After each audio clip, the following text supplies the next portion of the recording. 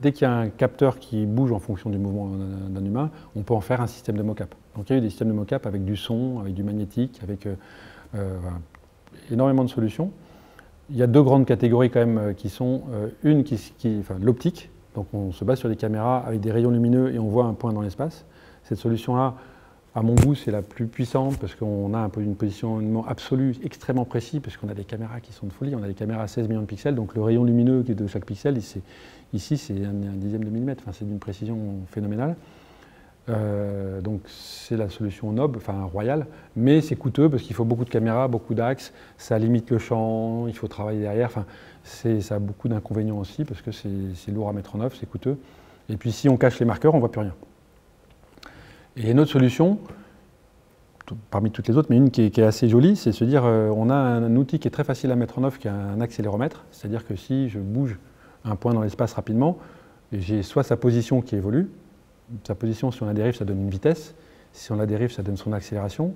Et l'accélération c'est quelque chose qui est assez facile à mesurer, parce que quand on accélère on a une force qui se passe. Et la force on la ressent et on peut faire un capteur de force. Ça s'appelle un accéléromètre. Donc si on mesure l'accélération, on mesure indirectement la variation de vitesse, et la vitesse c'est la variation de la position, donc on peut remonter à la position.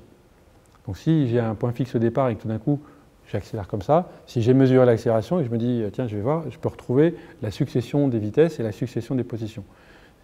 Théoriquement c'est parfait, sauf que cet accéléromètre il n'est pas parfait, donc on a un bruit de mesure et que malgré tout quand on remonte à la position on n'a pas enfin tout doucement on n'a pas la position parfaitement.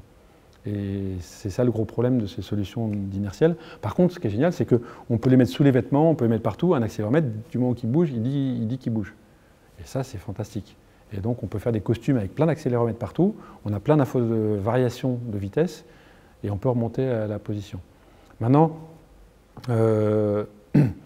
c'est des outils. Si on s'intéresse en final à la position, c'est-à-dire qu'on veut voir les personnages et le mouvement, ça peut être gênant parce que l'accélération, au fur et à mesure, elle dérive.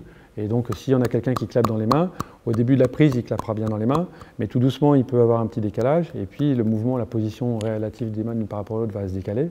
Ou si je mets ma main sur un objet, sur une table, et puis que je vais faire un tour et que je reviens et que je mets ma main sur l'objet, je pourrais m'être décalé de 3, 4, 10, 20 cm. Et donc, à la fin, la position, elle est plus respectée. Et notre œil, nous, de spectateurs, la position, c'est ce qu'on voit à l'écran, donc c'est quand même gênant d'avoir un outil qui ne mesure pas la position proprement. Alors qu'en optique, la position, c'est dans la donnée initiale. Par contre, il y a des scientifiques qui s'intéressent au mouvement, mais pas pour le voir, juste pour mesurer. Et typiquement, justement, nous, on travaille sur la langue des signes avec de l'optique. On a des positions précises et on peut aller à des positions très peu. Mais on connaît d'autres chercheurs, Jean-François, qui travaillent sur la langue des signes d'une façon beaucoup plus générale. Et ils s'intéressent aussi à l'énergie qu'on met dedans. Et l'énergie et l'accélération, c'est des choses qui sont très proches. Quel effort, quelle dynamique et tout ça. Et ça, l'accéléromètre le mesure très bien. Donc si on s'intéresse à l'effort, à la vitesse, à la dynamique d'un mouvement, l'accéléromètre est extrêmement fidèle et extrêmement qualitatif. Si en final on veut remonter à la position, il finit par dériver et là on a quand même une qualité qui est très très loin de celle qu'on a en optique.